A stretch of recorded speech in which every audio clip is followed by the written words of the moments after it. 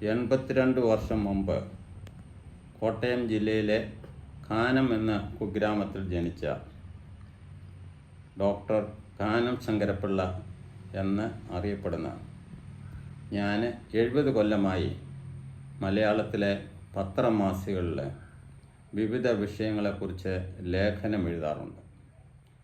55 കൊല്ലമായിട്ട് ഞാൻ മെഡിക്കൽ രംഗത്താണ്, ആതുര സേവന രംഗത്താണ്. മലയാളത്തിലുള്ള വൈദ്യശാസ്ത്ര ലേഖനങ്ങൾ സാധാരണക്കാർക്ക് മനസ്സിലാകുന്ന ഭാഷയിൽ ഞാൻ എഴുതാൻ തുടങ്ങിയിട്ട് ഏകദേശം 50 കൊല്ലം കഴിഞ്ഞു. അത് ഏറ്റവും കൂടുതൽ വന്നത് ജനയുഗം, മലയാള നാട് തുടങ്ങിയ കൊല്ലത്തു നിന്നിറങ്ങുന്ന പ്രസിദ്ധീകരണങ്ങളിലാണ്. 25 കൊല്ലമായിട്ട് ഞാൻ സോഷ്യൽ മീഡിയയിലാണ്. 11 കൊല്ലമായിട്ട് എൻ്റെ യൂട്യൂബ് ചാനലുകൾ, അതിലെ മിക്കവയും ഈ +1 വിദ്യാർത്ഥികൾക്ക് ഫാമിലി ലൈഫ് എഡ്യൂക്കേഷൻ എന്ന വിഷയത്തെക്കുറിച്ച് കോട്ടയം ജില്ലയിലെ 33 സ്കൂളുകളിലെ കുട്ടികൾക്ക് ഞാൻ ക്ലാസ്സുകൾ എടുക്കുമായിരുന്നു. ഈ കോവിഡ് വരുന്നതിന് മുമ്പ് ഒരു 7 വർഷക്കാലം എറണാകുളം ജില്ലയിലെ ഒരു സ്കൂളിലും പത്തനംതിട്ട ജില്ലയിലെ മറ്റൊരു സ്കൂളിലും. അപ്പോൾ 13 കൊല്ലമായിട്ട് ഞാൻ അങ്ങനെ കുട്ടികൾക്ക് വേണ്ടിയിട്ട് യൂട്യൂബിലെ ആരോഗ്യ വിഷയങ്ങൾ, പ്രത്യേകിച്ചും കുട്ടികൾ അത്യാവശ്യം അറിഞ്ഞിരിക്കേണ്ട ഫാമിലി ലൈഫ് എഡ്യൂക്കേഷൻ, കുടുംബജീവിതം എങ്ങനെ നയിക്കണം എന്നുള്ളതിനെക്കുറിച്ച് അഡോളസെൻ്റ് പ്രായത്തിലുള്ള, കൗമാര പ്രായത്തിലുള്ള കുട്ടികൾക്ക് ക്ലാസ് എടുക്കാറുണ്ട്. എൻ്റെ ജീവിതത്തിൽ എനിക്ക് ഏറ്റവും സംതൃപ്തി നൽകിയ ഒരു കാലഘട്ടമായിരുന്നു ആ കുട്ടികൾക്ക് ക്ലാസ് എടുക്കുന്നത്. അപ്പോൾ ഞാൻ വിവിധ വിഷയങ്ങളിൽ, ആദ്യകാലത്തെ ആരോഗ്യ വിഷയങ്ങളായിരുന്നു, പിൽക്കാലത്തെ കേരള ചരിത്ര വിഷയങ്ങളിലാണ്. അപ്പോൾ ഏകദേശം ഒരു 1000 ലേഖനങ്ങളെങ്കിലും എൻ്റേതായിട്ട് പ്രസിദ്ധീകരിച്ചിട്ടുണ്ടാകും. അപ്പോൾ അവയിൽ എനിക്ക് ഏറ്റവും ഇഷ്ടപ്പെട്ട 5 ലേഖനങ്ങൾ തിരഞ്ഞെടുക്കാൻ പറഞ്ഞാൽ ഞാൻ തിരഞ്ഞെടുക്കുന്ന 2 ലേഖനങ്ങൾ 1970കളിൽ കൊല്ലത്ത് നിന്നിറങ്ങുന്ന ജനയുഗം വാരികയിലാണ്. അതിൽ ഏറ്റവും ആദ്യം എൻ്റെ ഓർമ്മയിലെത്തുന്നത് പേവിഷബാധയെക്കുറിച്ചുള്ള ലേഖനമാണ്. യൂട്യൂബ് ചാനലിൽ ഞാൻ അതിനെക്കുറിച്ച് പറയുകയുണ്ടായി. അപ്പോൾ അക്കാലത്തല്ല ഇന്നും കേരളത്തിലെ പ്രധാനപ്പെട്ട ഒരു പൊതുജനാരോഗ്യ വിഷയമാണ് പേ ബാധിച്ച നായ്കൾ, പേപ്പട്ടികൾ എന്ന് നമ്മൾ പറയും. അപ്പോൾ ആ പേപ്പട്ടികളുടെ കടികളേറ്റാൽ പ്രതിരോധ ചികിത്സ മാത്രമേ ഉള്ളൂ. രോഗം ബാധിച്ചു കഴിഞ്ഞാൽ ഇന്നും ആധുനിക വൈദ്യശാസ്ത്രത്തിന് ഭേദമാക്കാൻ കഴിയാത്ത ഒരു രോഗമാണ് റാബീസ് എന്ന് പറയുന്ന പേവിഷബാധ. അതിന് പ്രതിരോധ ചികിത്സ മാത്രമേ ഉള്ളൂ. അപ്പോൾ ആദ്യകാലത്ത് ഞാൻ എഴുതിയ ലേഖനം ജനയുഗത്തിലെ റാബീസ് എന്ന പേവിഷബാധയായിരുന്നു. ശരിക്കും പറഞ്ഞാൽ എനിക്കതിനൊരു വലിയ അവാർഡ് കിട്ടുകയുണ്ടായി. ഒരുപക്ഷെ നോബൽ പ്രൈസ് എന്ന് പോലും എനിക്ക് പറയാൻ സാധിക്കുന്ന ഒരു വലിയൊരു അവാർഡായിരുന്നു. അതെങ്ങനെയാണെന്ന് ചോദിച്ചാൽ, അക്കാലത്ത് ഞങ്ങളൊക്കെ ഗവൺമെൻറ് സർവീസിലെ പ്രൈമറി ഹെൽത്ത് സെൻ്ററിൽ ജോലി ചെയ്യുന്ന ഡോക്ടർമാരായിരുന്നു. ഇപ്പോൾ പ്രൈമറി ഹെൽത്ത് സെൻ്ററിൽ ജോലി ചെയ്യുന്ന ഡോക്ടർമാർക്ക് ഇൻ സർവീസ് ട്രെയിനിങ് ഉണ്ട്. ഇൻ സർവീസ് ട്രെയിനിങ് എന്ന് പറയുന്നത് നെയ്യാറ്റിൻകരയുള്ള സെക്കൻഡറി ഹെൽത്ത് സെൻ്ററിൽ 6 ആഴ്ചക്കാലം നീണ്ടു നിൽക്കുന്ന ഇൻ സർവീസ് ട്രെയിനിങ് കോഴ്സാണ്. ഇപ്പോൾ കേരളത്തിൻ്റെ വിവിധ ജില്ലകളിൽ ജോലി ചെയ്യുന്ന 10, 50, 60 ഡോക്ടർമാർ അവിടെ ട്രെയിനിങ്ങിനായിട്ട് ഒന്നിച്ചു ചേരും. അപ്പോൾ അവർക്ക് പലയിടത്താണ് ട്രെയിനിങ്. നെയ്യാറ്റിൻകരയുണ്ട്, തിരുവനന്തപുരത്തുണ്ട്, അതുപോലെ തീരപ്രദേശങ്ങളിലുണ്ട്. ഇങ്ങനെയൊക്കെ പലയിടത്തൊക്കെ പോകേണ്ടി വരും. പല ഹെൽത്ത് സെൻ്ററുകളിൽ, മെഡിക്കൽ കോളേജുകളിൽ, താലൂക്ക് ആശുപത്രികളിൽ, ഇങ്ങനെ വിവിധ ആശുപത്രികളിൽ പോയിട്ട് ഇൻ സർവീസ് ട്രെയിനിങ്ങാണ്. ഇപ്പോൾ പബ്ലിക് ഹെൽത്ത് ലാബിലും ട്രെയിനിങ് ഉണ്ടായിരുന്നു. ഇപ്പോൾ പബ്ലിക് ഹെൽത്ത് ലാബിലാണ് അക്കാലത്തെ റാബീസിന് വേണ്ടിയിട്ടുള്ള വാക്സിൻ നിർമ്മിക്കുന്ന ഒരു സ്ഥലം. നമ്മളെ തിരുവനന്തപുരത്തെ പബ്ലിക് ഹെൽത്ത് ലാബിലാണ്. സിമ്പിൾ വാക്സിൻ എന്ന് പറയും. സിമ്പിൾ വാക്സിൻ എന്ന് പറയുന്നത് നമ്മുടെ കേരളത്തിൽ തന്നെ ഉണ്ടാക്കുന്ന വാക്സിൻ. മറ്റൊന്നാണ് കൂനൂർ വാക്സിൻ. സിമ്പിൾ വാക്സിന് സൗജന്യമായിട്ട് കിട്ടും, കൂനൂർ വാക്സിന് വില കൊടുത്താൽ മാത്രമേ കിട്ടുള്ളൂ. അപ്പോൾ ഈ വാക്സിനുകളെക്കുറിച്ച് ഡോക്ടർമാർക്ക് അവബോധം നൽകാൻ പബ്ലിക് ഹെൽത്ത് ലാബിൽ വെച്ച് ഒരു ക്ലാസ് നടക്കുകയാണ്. അപ്പോൾ അക്കാലത്തെ പബ്ലിക് ഹെൽത്ത് ലാബറട്ടറിയിലെ ഡയറക്ടറാണ് ക്ലാസ് എടുക്കുന്നത്. 10-60 ഡോക്ടർമാരുണ്ട്, വിദ്യാർത്ഥികളല്ല, സർവീസിൽ ജോലി ചെയ്യുന്ന ഡോക്ടർമാരുണ്ട്. അപ്പോൾ അദ്ദേഹം ഈ പേവിഷബാധയെക്കുറിച്ചുള്ള ക്ലാസ് എടുക്കുമ്പോൾ കുറേ വിവരങ്ങൾ പറഞ്ഞതിന് ശേഷം പറഞ്ഞു, അടുത്ത കാലത്ത് ഇറങ്ങിയ ജനയുഗം വാരികയിൽ നമ്മുടെ പബ്ലിക് ഹെൽത്ത് ലാബിലെ മുൻ ഡയറക്ടറായിരുന്ന ഒരു ഡോക്ടർ ശങ്കരപ്പിള്ള 2 ലേഖനങ്ങൾ എഴുതിയിട്ടുണ്ട്. അപ്പോൾ നിങ്ങൾ ആ ലേഖനങ്ങൾ വായിക്കണം. ഞാൻ അതിനെക്കുറിച്ച് വിശദമായിട്ട് സംസാരിക്കാൻ പോകുന്നില്ല എന്ന് പറഞ്ഞു. അപ്പോൾ എൻ്റെ ക്ലാസ്മേറ്റ് ഒരു മാധവ കൈമളുണ്ടായിരുന്നു. മാധവ കൈമളും ഈ ക്ലാസ് അറ്റൻഡ് ചെയ്യുന്നുണ്ടായിരുന്നു. അപ്പോൾ ആ മാധവ കൈമൾ എഴുന്നേറ്റിട്ട് പറഞ്ഞു, സാറേ അത് മുൻ പബ്ലിക് ഹെൽത്ത് ലാബറട്ടറിയിലെ ഡയറക്ടറൊന്നും അല്ല എഴുതിയത്, നമ്മുടെ കൂടെ ഇവിടെ ഇരിക്കുന്ന എൻ്റെ ക്ലാസ്മേറ്റായ എരുമേലി ഹെൽത്ത് സെൻ്ററിലെ മെഡിക്കൽ ഓഫീസറായ ഡോക്ടർ ശങ്കരപ്പിള്ളയാണ് ആ ലേഖനം എഴുതുന്നത്. അക്കാലത്ത് ഞാൻ കാനം എന്നുള്ള പേര് ലേഖനത്തിനോടൊപ്പം ചേർക്കാറില്ലായിരുന്നു, വെറും KA ശങ്കരപ്പിള്ള എന്നായിരുന്നു.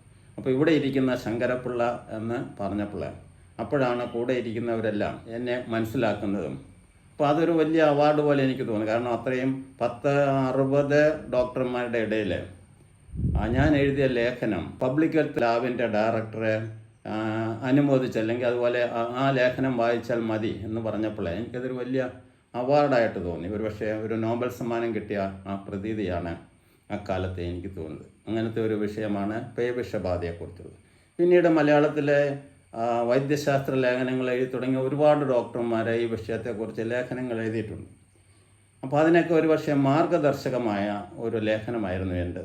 അതുവരെ മലയാളത്തിലെ പേപ്പട്ടി വിഷബാധ എന്നാണ് പറഞ്ഞിരുന്നത്. ഞാനാണ് ആദ്യമായിട്ട് വിഷബാധ എന്നൊരു പ്രയോഗം തന്നെ മലയാള ലേഖനങ്ങളിൽ കൊണ്ടുവന്നത്. രണ്ടാമത്തെ ലേഖനവും ജനകീയം വാരികയിൽ തന്നെയായിരുന്നു. അത് വിലയ്ക്ക് വാങ്ങുന്ന രോഗങ്ങൾ. ഏറെ പ്രശംസിക്കപ്പെട്ട, ഒരുപാട് പേര് വായിച്ച, ഇന്നും എൻ്റെ മനസ്സിൽ മായാതെ നിൽക്കുന്ന ഒരു ലേഖനമാണ് വിലയ്ക്ക് വാങ്ങുന്ന രോഗങ്ങൾ. ആ വിലയ്ക്ക് വാങ്ങുന്ന രോഗങ്ങൾ നമ്മൾ ഉദ്ദേശിക്കുന്നത് രതിജന്യ രോഗങ്ങളെയാണ്, അല്ലെങ്കിൽ ലൈംഗിക രോഗങ്ങളെയാണ്. നമ്മൾ വിലയ്ക്ക് സുഖം വാങ്ങിക്കാൻ പോകുന്നതിനെ തുടർന്നുണ്ടാകുന്ന സിഫിലിസ്. അക്കാലത്തെ ഏറ്റവും പ്രചാരത്തിലുണ്ടായിരുന്ന ഒരു ലൈംഗിക രോഗമാണ് സിഫിലിസ്. അതിനെ സാധാരണഗതിയിൽ മനുഷ്യരൊക്കെ പറഞ്ഞിരുന്നത് മറ്റൊരു പേരാണ് കപ്പൽ എന്നാണ് പറഞ്ഞിരുന്നത്. കപ്പൽ എന്ന് പറയാൻ കാരണം കപ്പലിൽ വന്ന വിദേശത്ത് നിന്ന് വന്ന ആളുകളാണ് പറങ്കികൾ, പ്രത്യേകിച്ചും പറങ്കി. അതുകൊണ്ട് പറങ്കിപ്പുണ്ണ് എന്നാണ് പറഞ്ഞത്. പറങ്കിപ്പുണ്ണ് എന്ന് പറയുന്ന സിഫിലിസിനെ കുറിച്ചുള്ള, അല്ലെങ്കിൽ കപ്പൽ എന്ന് പറയുന്ന, അതാണ് അക്കാലത്തെ ഏറ്റവും പ്രധാനപ്പെട്ട ലൈംഗിക രോഗങ്ങൾ. വൈദ്യഭാഷയിൽ അതിനെ സിഫിലിസ് എന്ന് പറയും. സിഫിലിസ് ലൈംഗിക അവയവങ്ങളിലെ പുണ്ണുകൾ ഉണ്ടാകുന്നു. അതുകൊണ്ടാണ് പറങ്കിപ്പുണ്ണ്. അത് കുഞ്ചൻ നമ്പ്യാരുടെ കവിതകളിൽ പോലും ഉണ്ട്. തുള്ളൽ കവിതകളിൽ പോലും ഈ പറങ്കിപ്പുണ്ണിനെ കുറിച്ച് പറയുന്നുണ്ട്. അപ്പോൾ അക്കാലത്ത് നമ്മുടെ നാട്ടിൽ 1970-കളിലൊക്കെ വളരെ പ്രചാരത്തിലുണ്ടായിരുന്ന ഒരു രോഗമാണ് സിഫിലിസ്. രണ്ടാമത്തേത് ഗൊണേറിയ. ഗൊണേറിയ എന്ന് പറയുന്നത് ലൈംഗിക അവയവത്തിൽ നിന്നും പഴുപ്പ് വരുന്ന ഒരു രോഗമാണ് ഗൊണേറിയ. ഇപ്പോൾ സിഫിലിസ്, ഗൊണേറിയ, ഷാങ്കറോയിഡ്, ലിപ്പോഗ്രാനുല വെനേറം എന്നിങ്ങനെ 5 പ്രമുഖ രോഗങ്ങളായിരുന്നു. അപ്പോൾ ഈ 5 രോഗങ്ങളും നമ്മളെ വില കൊടുത്ത് വാങ്ങിക്കുന്നതാണ്. കാരണം വില കൊടുത്ത് ലൈംഗിക ബന്ധത്തിന് പോകുമ്പോൾ, അല്ലെങ്കിൽ വേശ്യകളിൽ നിന്നുള്ള, അതുപോലുള്ള ആളുകളിൽ നിന്ന് കിട്ടുന്ന രോഗമായതുകൊണ്ടാണ് ഞാൻ വിലയ്ക്ക് വാങ്ങുന്ന രോഗം. അത് ഒരുപാട് പ്രശംസിക്കപ്പെട്ട ഒരു ലേഖനമായിരുന്നു ഈ 5 രോഗങ്ങളെക്കുറിച്ച്. വളരെ രസകരമായ സംഗതി, നമ്മുടെ പ്രമുഖനായ ഒരു രാഷ്ട്രീയ നേതാവ് പോലും അവസാന കാലത്ത് മരിക്കാൻ കാരണം സിഫിലിസ് രോഗബാധയാണ്. സിഫിലിസിൻ്റെ 3ാമത്തെ സ്റ്റേജിലായിരുന്നു. അക്കാലത്തൊക്കെ രാഷ്ട്രീയ നേതാക്കന്മാരുടെയും രോഗങ്ങളുടെ പേരുകൾ പത്രങ്ങളിൽ വരുമായിരുന്നു. അക്കാലത്തെ ആ നേതാവിൻ്റെ രോഗത്തിൻ്റെ പേര് പത്രങ്ങളിൽ വന്നതിനെ തുടർന്നാണ് ഡോക്ടർമാർക്ക് അത് മനസ്സിലായത്. അദ്ദേഹത്തിന് ടേർഷ്യറി 3ാം ഘട്ടത്തിലുള്ള സിഫിലിസ് ബാധയെ തുടർന്നാണ് ഇന്ത്യയിലെ പ്രശസ്തനായ നേതാവ് മരണമടഞ്ഞത്. ഇക്കാലത്ത് പോലും പലർക്കും ആ നേതാവ് ആരാണെന്ന് അറിഞ്ഞൂടാ. പക്ഷെ അക്കാലത്ത് തന്നെ ഞങ്ങളെപ്പോലുള്ള ഡോക്ടർമാർക്ക് ആ നേതാവിൻ്റെ മരണകാരണം കണ്ടുപിടിക്കാൻ സാധിച്ചു. അങ്ങനെ വളരെ പ്രചാരത്തിലുണ്ടായിരുന്ന ഒരു രോഗമാണ് സിഫിലിസ്. അതാണ് 2 ലേഖനങ്ങൾ. മറ്റ് 3 ലേഖനങ്ങളിലെ ഒരു ലേഖനം മലയാള മനോരമ ലീഡർ പേജിൽ വന്ന ലേഖനമാണ്. ഇപ്പോൾ സാധാരണ എല്ലാ പത്രങ്ങളെക്കാലത്തെ പത്രങ്ങളുടെ ലീഡർ പേജുകളിൽ വൈദ്യശാസ്ത്ര ലേഖനങ്ങൾ പ്രസിദ്ധീകരിക്കാറില്ല. ഒരു അപവാദം എന്ന് പറയുന്നത് മാതൃഭൂമിയാണെന്ന് തോന്നുന്നു. മാതൃഭൂമിയിലെ ഡോക്ടർ CK രാമചന്ദ്രൻ്റെ ചില ലേഖനങ്ങൾ വന്നിരുന്നു എന്നാണ് ഓർമ്മ. പക്ഷേ മനോരമയിലൊന്നും അക്കാലത്തെ ലീഡർ പേജിലെ വൈദ്യശാസ്ത്ര ലേഖനങ്ങൾ കൊടുക്കാറില്ല. അങ്ങനെ ഇരിക്കുമ്പോഴാണ് അക്കാലത്ത് ഈ പെൻസിലിൻ കുത്തിവയ്പ്പിനെ തുടർന്ന് കുറേ മരണങ്ങൾ നമ്മൾ കേരളത്തിൽ സംഭവിച്ചു. പെൻസിലിൽ നിന്നുള്ള ഔഷധമോ അല്ലെങ്കിൽ മരുന്ന് മാറി കുത്തിവെക്കുന്നതോ അല്ല. അതിന് കാരണം, യഥാർത്ഥ കാരണം നമ്മുടെ ശരീരം തന്നെയാണ്. ശരീരം പ്രതീക്ഷിക്കാത്ത രീതിയിൽ പ്രതികരിക്കുന്നതിനെ തുടർന്നാണ് പെൻസിലിൻ കുത്തിവയ്പ്പിനെ തുടർന്ന് മരണം സംഭവിക്കുന്നത് എന്ന് കാട്ടാൻ വേണ്ടി ശരീരം പ്രതിക്കൂട്ടിൽ എന്ന് പറഞ്ഞൊരു ലേഖനം എഴുതി. ശരീരം പ്രതിക്കൂട്ടിൽ, അതാണ് മനോരമയിൽ ആദ്യമായിട്ട് ലീഡർ പേജിൽ വന്ന വൈദ്യശാസ്ത്ര ലേഖനം. തീർച്ചയായിട്ടും എനിക്ക് മനോരമയുടെ വലിയധികം കടപ്പാടുണ്ട്. കാരണം വളരെ പ്രശസ്തമായ ഒരു ലേഖനമായിരുന്നു. ആ ലേഖനം ചെയ്ത ഏറ്റവും വലിയ ഉപകാരം അക്കാലത്തെ പൊൻകുന്നം പാലാ റോഡിൽ, അക്കാലത്തല്ല ഇന്നുമുണ്ട്, ഒരു ഹോസ്പിറ്റലുണ്ട്. ആ ഹോസ്പിറ്റലിലെ ഒരു സർജൻ്റെയാണ്. അപ്പോൾ ആ സർജൻ്റെ ഹോസ്പിറ്റലിൽ അദ്ദേഹം 26 മൈൽ എന്ന് പറയുന്ന ഹോസ്പിറ്റലിൽ വർക്ക് ചെയ്തു. പിന്നീട് പൊൻകുന്നത്തെ KVMS ഹോസ്പിറ്റലിൽ വർക്ക് ചെയ്തു.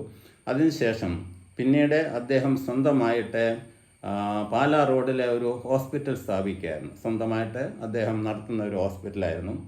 അദ്ദേഹം ഒരു സർജനായിരുന്നു. അപ്പോൾ അദ്ദേഹത്തിൻ്റെ ചികിത്സയ്ക്ക് വന്ന എരുമേലിയിൽ നിന്ന് വന്ന ഒരു പ്രായമായ സ്ത്രീ പെൻസിലിൻ കുത്തിവയ്പ്പിനെ തുടർന്ന് മരണപ്പെട്ടു. അതിനെ തുടർന്ന് എരുമേലിയിലുള്ള ആ സ്ത്രീയുടെ ബന്ധുക്കളെ അവിടുന്ന് സംഘമായിട്ട് വന്ന് ഈ ആശുപത്രി ഗുഡ് സമരിറ്റൻ ഹോസ്പിറ്റൽ എന്ന് പറയും, 1-ാം മൈലിൽ ഉള്ള ഹോസ്പിറ്റലാണ്. ഈ ഗുഡ് സമരിറ്റൻ ഹോസ്പിറ്റലെ അടിച്ച് തകർക്കാൻ വേണ്ടി പ്ലാൻ ഇടുന്ന ദിവസമാണ് ഈ മനോരമയിലെ പ്രതിക്കൂട്ടൽ ശരീരം എന്ന് പറയുന്ന എൻ്റെ ലേഖനം വരുന്നത്. അപ്പോൾ പണ്ട് ഞാൻ എരുമേലിയിലെ 3 കൊല്ലക്കാലം വർക്ക് ചെയ്തതാണ്. അപ്പോൾ എരുമേലിയിലുള്ള ഒരുപാട് ആളുകൾക്ക് എന്നെക്കുറിച്ച് അറിയാം. അതുകൊണ്ട് എൻ്റെ ലേഖനം വായിച്ചതിനെ തുടർന്ന് അവർക്ക് മനസ്സിലായി ഇത് ഡോക്ടറുടെയോ അല്ലെങ്കിൽ ആശുപത്രിയുടെയോ തകരാറ് കൊണ്ടുണ്ടായതല്ല ഈ മരണം. അതിനെ തുടർന്ന് അവരുടെ പൊൻകുന്നത്ത് വന്ന ആശുപത്രിയെ തകർക്കുന്ന അവരുടെ പരിപാടി അവരെ വേണ്ടെന്ന് വെച്ചു. ഈ കഥയൊന്നും അക്കാലത്ത് ഞാൻ അറിയുന്നില്ല. കുറേ നാൾ കഴിഞ്ഞാണ് ഞാൻ അറിയുന്നത്. അപ്പോൾ അതിലെ എരുമേലിക്കാരനായ ഒരാൾ പറഞ്ഞു, ഡോക്ടർ അന്ന് ആ ലേഖനം എഴുതിയത് കൊണ്ടാണ്. അപ്പോൾ അവരുടെയൊക്കെ വിചാരം ഡോക്ടർ ജോൺ എന്ന് പറയുന്ന ഡോക്ടറുടെ ആയിരുന്നു ഹോസ്പിറ്റലിൽ. ഡോക്ടർ ജോണ് എന്നോട് ആവശ്യപ്പെട്ടതിനെ തുടർന്ന് ഞാൻ എഴുതിയ ലേഖനം എന്നാണ് പല ആളുകളും ധരിച്ചിരുന്നത്. പക്ഷേ അക്കാലത്തെ ഡോക്ടർ ജോണും ഞാനുമായിട്ട് വാസ്തവം പറഞ്ഞാൽ ബന്ധമൊന്നുമില്ലായിരുന്നു. ഞാൻ യാദൃച്ഛ്യമായിട്ട് എഴുതിയ ഒരു ലേഖനമായിരുന്നു. പക്ഷേ ആ ലേഖനത്തെ തുടർന്ന് ഏറ്റവും കൂടുതൽ പ്രയോജനം കിട്ടിയത് പൊൻകുന്നത്തെ ഗുഡ് സമരിറ്റൻ ഹോസ്പിറ്റലാണ്. കാരണം ആ ഹോസ്പിറ്റലിൽ അർഹപ്പെട്ടില്ല. അങ്ങനെയുള്ള ഒരു ലേഖനമാണ് മനോരമയിൽ വന്ന ശരീരം പ്രതിക്കൂട്ടിൽ എന്ന് പറയുന്ന ലേഖനം. മറ്റൊരു ലേഖനം അത് കേരള കൗമുദി ദിനപത്രത്തിലും ലീഡർ പേജിൽ വന്ന ലേഖനമാണ്. ഇപ്പോൾ കേരള കൗമുദി പത്രത്തിലെ പണ്ട് തിരുവനന്തപുരത്തുള്ള ഡോക്ടർമാർക്ക് മാത്രമേ ലേഖനങ്ങൾ എഴുതാൻ സാധിച്ചിരുന്നുള്ളൂ. പ്രത്യേകിച്ചും GG ഹോസ്പിറ്റലിലെ ഡോക്ടർ ഗൈനക്കോളജിസ്റ്റായിരുന്ന ഡോക്ടറുടെ പേര് ഞാൻ പെട്ടെന്ന് മറന്നുപോയി. അദ്ദേഹത്തെ പോലുള്ള കേരള കൗമുദിയുമായിട്ട് ബന്ധമുള്ള ആൾക്കാരുടെ മാത്രമേ ലീഡർ പേജിലും മറ്റും വൈദ്യശാസ്ത്ര ലേഖനം വന്നിരുന്നു. പക്ഷേ എൻ്റെ ഒരു ലേഖനം ശരീരത്തിലെ ഭീകരപ്രവർത്തനം പറഞ്ഞ ഒരു ലേഖനം. ആ ലേഖനത്തിൻ്റെ വിഷയം എന്ന് പറയുന്നത് ക്യാൻസർ പോലുള്ള നമ്മൾ പകരാത്ത രോഗങ്ങൾ ഉണ്ടാകാനുള്ള പ്രധാന കാരണമെന്ന് പറയുന്നത് ഫ്രീ റാഡിക്കിൾ എന്ന് പറയുന്ന ഭീകര വസ്തുക്കളാണ്. ഫ്രീ റാഡിക്കിൾസ്, സ്വതന്ത്ര കണികൾ എന്ന് പറയുന്ന ഫ്രീ റാഡിക്കിൾസ് എന്ന് പറയുന്ന വസ്തുക്കളാണ്. അതാണ് നമ്മൾ ഈ പുകയിലും കരിയിലും ഒക്കെ ഉള്ള വസ്തുക്കളാണ് ഫ്രീ റാഡിക്കിൾസ്. അപ്പോൾ നമ്മുടെ ഒരുപാട് രോഗങ്ങൾക്ക് കാരണം ഈ ഫ്രീ റാഡിക്കിൾസാണ്. ഇപ്പോൾ ഫ്രീ റാഡിക്കിൾസ് രോഗമുണ്ടാക്കുന്നു. ആ രോഗമുണ്ടാക്കാതെ ഈ ഫ്രീ റാഡിക്കിൾസിനെ നശിപ്പിക്കാനുള്ള വസ്തുക്കളാണ് ആൻറ്റി ഓക്സിഡൻസ്. ഇപ്പോൾ 2 വസ്തുക്കളെക്കുറിച്ചാണ് സാധാരണക്കാർ അറിഞ്ഞിരിക്കേണ്ടത്. ഒന്ന് ഫ്രീ റാഡിക്കിൾസ്. ഇപ്പോൾ ഫ്രീ റാഡിക്കിൾസ് എന്തെല്ലാം വസ്തുക്കളിൽ നിന്നുണ്ടാകും. അപ്പോൾ അങ്ങനെ ഫ്രീ റാഡിക്കിൾസ് നമ്മുടെ ശരീരത്തിൽ കയറിയാൽ അവയെ നിർവീര്യീകരിക്കാൻ വേണ്ടി ആൻറ്റി ഓക്സിഡൻസ് എന്ന് പറയുന്ന വസ്തുക്കൾ നമ്മൾ കഴിക്കണം. അതാണ് അതിൻ്റെ. അക്കാലത്താണ് ഞാൻ എഴുതുന്ന കാലത്ത്, എനിക്ക് തോന്നുന്നു 1995 ലെവലാണ്. അക്കാലത്താണ് ഈ 2 വസ്തുക്കളെക്കുറിച്ച് വ്യാപകമായിട്ടുള്ള ബോധവൽക്കരണം ലോകമെമ്പാടും നടക്കുന്നത്. മലയാളത്തിൽ അക്കാലത്തെക്കുറിച്ച് ആരും എഴുതിയിരുന്നില്ല. അപ്പോൾ അക്കാലത്തെ ഈ 2 പദാർത്ഥങ്ങളെക്കുറിച്ച് അറിയാൻ അക്കാലത്തെ അന്നത്തെ DME ആയിരുന്ന ഡോക്ടർ ബലരാം സാറിനെ ഞാൻ ബന്ധപ്പെടുകയുണ്ടായി. വാസ്തവത്തിൽ അദ്ദേഹത്തിന് പോലും അന്ന് ഈ 2 വിഷയങ്ങളെക്കുറിച്ച് കാര്യമായിട്ട് അറിവുണ്ടായിരുന്നില്ല. അദ്ദേഹം മറ്റൊരു മെഡിക്കൽ കമ്പനിയെ എനിക്ക് പരിചയപ്പെടുത്തി തരികയും ആ മെഡിക്കൽ കമ്പനിയാണ് എനിക്ക് ഈ 2 വസ്തുക്കളെക്കുറിച്ചുള്ള ഫ്രീ റാഡിക്കൽസ്, ആൻറ്റി ഓക്സിഡൻസിനെ കുറിച്ചുള്ള വിശദമായിട്ടുള്ള വിവരങ്ങൾ ചിത്രങ്ങൾ സഹിതം നൽകിയത്. അതിനെ തുടർന്നാണ് ഞാൻ ശരീരത്തിലെ ഭീകരപ്രവർത്തനം എന്ന് പറയുന്ന ആ ലേഖനം കേരള കൗമുദിയിൽ എഴുതുന്നത്. അങ്ങനെ എനിക്ക് സ്മരിക്കാനാകാത്ത മറ്റൊരു ലേഖനമാണ് കൗമുദിയുടെ ലീഡർ പേജിൽ വന്ന ഈ ലേഖനം. എൻ്റെ ഓർമ്മയിൽ മായാതെ നിൽക്കുന്ന 4 ലേഖനങ്ങളെക്കുറിച്ച് ഞാൻ മുമ്പ് പറയുകയുണ്ടായി. ഇതിനി 5ാമത്തെ ലേഖനത്തെക്കുറിച്ചാണ്. ആ 5ാമത്തെ ലേഖനം പ്രസവ മരണങ്ങളെക്കുറിച്ചാണ്. മലയാള മനോരമയുടെ വനിതയിലെ വളരെ പ്രാധാന്യത്തോടുകൂടി അതിൻ്റെ മധ്യഭാഗത്തെ 7-8 പേജുകളായി നൽകിയ പ്രസവ മരണങ്ങൾ എന്ന് പറയുന്ന സുദീർഘമായ ഒരു ലേഖനം മണർകാട് മാത്യു എന്ന് പറയുന്ന എഡിറ്ററെ യാതൊരു എഡിറ്റിങ്ങും കൂടാതെ ഞാൻ എഴുതി കൊടുത്ത അതേപോലെ നൽകിയ ഒരു ലേഖനമായിരുന്നു പ്രസവ മരണങ്ങൾ. അക്കാലത്തെ കേരളത്തിലെ കുറേയധികം പ്രസവ മരണങ്ങൾ നടക്കുകയുണ്ടായി. അപ്പോൾ പ്രസവ മരണങ്ങൾ എന്ന് പറഞ്ഞാൽ അതിനെക്കുറിച്ച് സാധാരണക്കാർ അറിയേണ്ട സംഗതി, പ്രസവം എന്ന് പറയുന്നത് അത്ര നിസ്സാരമാക്കി കളയാവുന്ന ഒരു സംഗതിയല്ല. ഒരു സ്ത്രീ ഗർഭിണിയായാൽ 4-5 സംഭവങ്ങളാണ് നടക്കാറുള്ളത്. ഒന്ന്, ആ പ്രസവം അലസിപ്പോകാം, അല്ലെങ്കിൽ ഇക്കാലത്തെ അലസിപ്പിച്ച് കളയാം, അതാണ് ഒരു സംഗതി. രണ്ടാമത് സാധാരണ പ്രസവം, നമ്മളെ സുഖപ്രസവം എന്ന് പറയുന്ന പ്രസവം, അമ്മയും കുഞ്ഞും സുഖമായിട്ടിരിക്കും. ഇനി മൂന്നാമതായിട്ടുള്ളത് പ്രസവത്തിലെ കുഞ്ഞ് മരിച്ചു പോകാം, അമ്മയ്ക്ക് കുഴപ്പമൊന്നും വരത്തില്ല. മറ്റൊന്ന് സംഗതി, പ്രസവത്തിലെ അമ്മ മരിച്ചു പോകാം, കുഞ്ഞ് രക്ഷപ്പെടാം. ഇതിനെല്ലാം പുറമെ മറ്റൊരു സംഗതി കൂടെ ഉണ്ട്, അമ്മയും കുഞ്ഞും മരിച്ചു പോകാം. അപ്പോൾ ഒരു പ്രസവത്തിൽ ഇതെല്ലാം സംഭവിക്കാം. വൈദ്യശാസ്ത്രം എത്ര പുരോഗമിച്ചാലും എന്തെല്ലാം സൗകര്യങ്ങളുണ്ടായാലും ഈ 4 സംഗതികളും ലോകത്തിൽ സംഭവിച്ചുകൊണ്ടേയിരിക്കും. പ്രസവം അലസിപ്പോകാം, അത് നമുക്ക് പൂർണ്ണമായിട്ട് തടയാനൊക്കത്തില്ല. കുട്ടി മരിച്ചു പോകാം, അമ്മ മരിച്ചു പോകാം, കുട്ടിയും അമ്മയും മരിച്ചു പോകാം. ഇത് നമുക്ക് പൂർണ്ണമായിട്ട് വൈദ്യശാസ്ത്രം എത്ര പുരോഗമിച്ചാലും എന്തെല്ലാം സൗകര്യങ്ങളുണ്ടായാലും ഇതെല്ലാം സംഭവിക്കാം. ലോകത്തിലെ ഏറ്റവും കുറവ് പ്രസവ മരണങ്ങൾ നടക്കുന്ന ഒരു പ്രദേശമാണ് കേരളം. എനിക്ക് സാധാരണ പ്രസവം നമ്മൾ 1000 പ്രസവങ്ങളിൽ എത്ര പേര് മരിക്കുന്നു എന്നാണ് അല്പം കുറേ മുമ്പുള്ള ഒരു കണക്ക് പ്രകാരം. ഇപ്പോൾ ഏറ്റവും ലേറ്റസ്റ്റ് ആയിട്ടുള്ള എനിക്ക് പറഞ്ഞുകൂടാ. 1000 പ്രസവങ്ങളിലെ 4 മരണങ്ങൾ സംഭവിക്കുന്നു എന്നാണ്. അതായത് 250 പ്രസവങ്ങളിലെ 1 മരണം സംഭവിക്കുന്നു എന്നാണ്. അപ്പോൾ ലോകമെമ്പാടും അങ്ങനെയാണ്. അതിലേറ്റവും കുറവ് പ്രസവ മരണങ്ങൾ നടക്കുന്ന ഒരു പ്രദേശമാണ് കേരളം. ഇപ്പോൾ എൻ്റെ സഹപാഠിയായിട്ടുള്ള VP പൈലി എന്ന് പറയുന്നൊരു ഡോക്ടറുണ്ട്, ഗൈനക്കോളജിസ്റ്റാണ്. അദ്ദേഹം കോഴിക്കോട് മെഡിക്കൽ കോളേജിലും പിന്നീട് തൃശ്ശൂർ മെഡിക്കൽ കോളേജിലുമൊക്കെ ഗൈനക്കോളജി വിഭാഗത്തിൻ്റെ തലവനായിരുന്നു ഡോക്ടർ VP പൈലി. ഈ വർഷം കേരളത്തിലെ പ്രൈവറ്റ് മേഖലയിലുള്ള ഏറ്റവും നല്ല ഡോക്ടർ എന്നുള്ള പേരിൽ ഡോക്ടർ അവാർഡ് കിട്ടിയ ഡോക്ടറാണ്. അദ്ദേഹം ഇപ്പോൾ രാജഗിരി ഹോസ്പിറ്റലാണ്. ഒരുപക്ഷെ കേരളത്തിലെ ഏറ്റവും അറിയപ്പെടുന്ന ഗൈനക്കോളജിസ്റ്റാണ്. അപ്പോൾ അദ്ദേഹത്തിൻ്റെ റിസർച്ച് എന്ന് പറയുന്നത് മാതൃമരണങ്ങൾ എങ്ങനെ കുറച്ചു കൊണ്ടുവരാമെന്നാണ്. എന്തുകൊണ്ടാണ് മാതൃമരണങ്ങൾ സംഭവിക്കുന്നത്? ഇപ്പോൾ കേരളത്തിലെ ആശുപത്രികളിൽ, പ്രത്യേകിച്ചും സർക്കാർ ആശുപത്രികളിലെ മാതൃമരണങ്ങൾ സംഭവിച്ചാൽ അദ്ദേഹം അതിനെക്കുറിച്ച് വിശദമായിട്ട് അന്വേഷിക്കും. അതിൻ്റെ പേരിൽ നടപടി നടത്താനോ അല്ലെങ്കിൽ ആരെങ്കിലും അതിൻ്റെ പേരിൽ ക്രൂശിക്കാനോ ഒന്നുമല്ല, അതെന്താണ് കാരണമെന്ന് കണ്ടുപിടിക്കാൻ. അങ്ങനെ കാരണം കണ്ടുപിടിക്കാൻ വേണ്ടി അദ്ദേഹം വിശദമായ പഠനങ്ങൾ നടത്തിയിട്ടുണ്ട്. പ്രശസ്തമായ എല്ലാ ജേർണലുകളിൽ അതൊക്കെ പ്രസിദ്ധീകരിക്കപ്പെട്ടിട്ടുണ്ട്. എന്തെല്ലാം ശ്രമിച്ചാലും നമുക്ക് പ്രസവ മരണങ്ങൾ പൂർണ്ണമായിട്ട് ഒഴിവാക്കാനൊക്കത്തില്ല. കാരണം ഏറ്റവും പ്രധാന കാരണം ഒന്ന് ആംനിയോട്ടിക് ഫ്ലൂയിഡ് എംബോളിസം എന്ന് പറയുന്ന ഒരു കേസാണ്. Amniotic fluid embolism. ഇപ്പോൾ ഗർഭസ്ഥ ശിശു കിടക്കുന്നത് അതിന് പോഷകാംശങ്ങൾ കിട്ടാൻ വേണ്ടിയുള്ള ഒരു ലായനിക്കകത്താണ്. ആംനിയോട്ടിക് ഫ്ലൂയിഡ് എന്ന് പറയുന്ന ഒരു ലായനിക്കകത്താണ് കിടക്കുന്നത്. അപ്പോൾ പ്രസവം നടക്കുമ്പോൾ ആ ആംനിയോട്ടിക് ഫ്ലൂയിഡ് വെയിനുകളിലേക്ക് കയറി, പൊട്ടിയ വെയിനുകളിൽ കയറിയിട്ട് അത് ശ്വാസകോശങ്ങളിൽ ചെന്നാൽ ആംനിയോട്ടിക് ഫ്ലൂയിഡ് എംബോളിസം എന്ന് പറയുന്ന ഒരു സംഭവ വികാസം, അത് ഗുരുതരമായ ഒരു അവസ്ഥാവിശേഷമാണ്. പെട്ടെന്ന് സംഭവിക്കാം. പ്രസവം നടന്നു കഴിഞ്ഞാൽ ഏതാനും മിനിറ്റുകൾക്കുള്ളിൽ തന്നെ സംഭവിക്കാം. എൻ്റെ ജീവിതത്തിൽ അതുപോലെ ഒരു അനുഭവം ഉണ്ടായി. ഞാൻ ആദ്യമായിട്ട് ഗൈനക്കോളജിസ്റ്റ് എന്നുള്ള നിലയിൽ വർക്ക് ചെയ്യുന്ന വൈക്കം താലൂക്ക് ആശുപത്രിയിൽ വെച്ച് തന്നെയാണ് എനിക്ക് അങ്ങനെ ഒരു അനുഭവം ഉണ്ടായത്. അക്കാലത്ത് ഞാൻ ഏറെ പ്രസിദ്ധനായതുകൊണ്ട് ആളുകൾ എന്നെക്കുറിച്ചൊന്നും പരാതിയൊന്നും പറയത്തില്ല. അതുകൊണ്ട് എനിക്ക് ശാരീരികമായ തകരാറുകളോ അല്ലെങ്കിൽ ആശുപത്രിക്കോ തകരാറോ ഒന്നും ഉണ്ടായില്ല. അക്കാലത്തെ 18 വയസ്സോ മറ്റുള്ള ഒരു പെൺകുട്ടിയായിരുന്നു എന്നാണ് എൻ്റെ ഓർമ്മ. അതിസുന്ദരിയായ പെൺകുട്ടി. അവളെ ശ്രദ്ധിക്കാൻ കാരണം അവളുടെ കാലുകളിൽ അക്കാലത്ത് സ്വർണ്ണക്കുള്ള കൊലുസുകൾ ഇട്ടിരുന്നു. അപ്പോൾ നമുക്കൊരു വിശ്വാസമുണ്ട്, പെൺകുട്ടികളെ സ്വർണ്ണക്കൊലുസ് ധരിച്ച് നടക്കാൻ പാടില്ല എന്നൊക്കെ പറയും. എന്തുകൊണ്ടോ ആ പെൺകുട്ടിക്ക് പ്രസവമുറിയിൽ വന്നപ്പോൾ പോലും അവളുടെ കാലുകളിൽ സ്വർണ്ണക്കൊലുസുണ്ടായിരുന്നു. കൊലുസുകളെ എടുത്ത് ബന്ധുക്കൾക്ക് കൊടുക്കുകയായിരുന്നു. അപ്പോൾ അവളുടെ പ്രസവം നടന്നു. പ്രസവ സമയത്ത് ഞാൻ തന്നെ ഉണ്ടായിരുന്നു. ആദ്യത്തെ പ്രസവമായിരുന്നു. പ്രസവത്തിന് നമ്മളെ കീറലുകളൊക്കെ വരും, എപ്പിസിയോട്ടമി എന്ന് പറയുന്ന കീറൽ വരും.